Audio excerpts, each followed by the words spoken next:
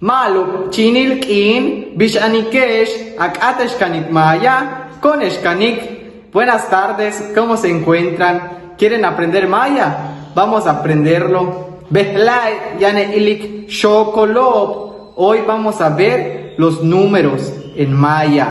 Iniciamos. 1 se dice hun, hun, hun. 2 se dice ka, ka, ka. 2, 3, osh, osh, osh. 4 es kan, kan, kan. 5 es ho, ho. 5, ho. Número 6, wak, wak. 7, wuk, wuk. 8, washak, washak. 9, bolón, bolón. 10, lakun, lakun. Pasamos a la siguiente columna. 11 se dice buluk, buluk. 12 se dice kalahun, kalahun. 13 se dice oshlahun, oshlahun. 14 se dice kanlahun, kanlahun.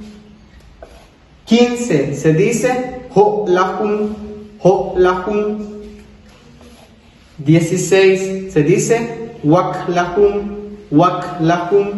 Una vez más, waklahum. 17 se dice wuklahum, wuklahum.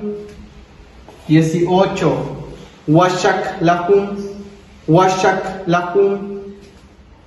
19 bolonlahum, bolonlahum. Y 20 se dice junkal, junkal, junkal. Y podemos repasar los números contando con los dedos o también haciendo un ejercicio como el siguiente. Y podemos repasar los números cuando hacemos ejercicio.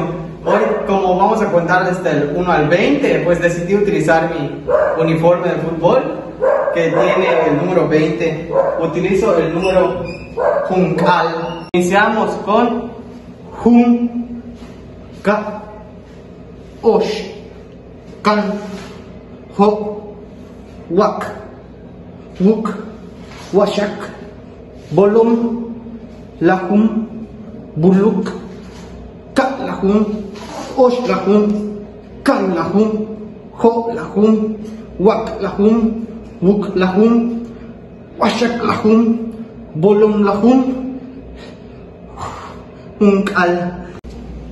Como ven, podemos repasar los números cuando hacemos ejercicio y también con nuestros dedos podemos contar. Vamos a utilizar hun, ka, osh, kan, ho, y así vamos a ir contando. Aló, hey, que va tu ine, kananda bash. Bueno, nos vemos otro día. Cuídense.